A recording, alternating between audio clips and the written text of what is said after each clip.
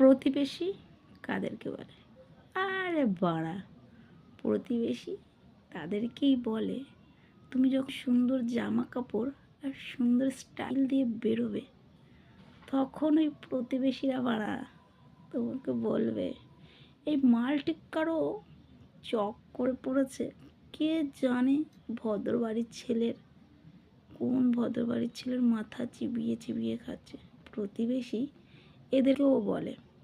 আবার এদেরকেও প্রতিবেশী বলে তোমার ভালো কাজে তাদের ওই পিছনের যে পিছাটা আছে, ওই হাঁটার সময় উঁচু নিচু পাহাড়ের মতন করতে করতে যায়, সেই যে পিছাটা দাও দাও করে জলাটাকেও এক প্রতিবেশী শব্দতে পড়ে। আর প্রতিবেশী এদেরকেও বলে যখন তুমি ভালো মন্দ খাবে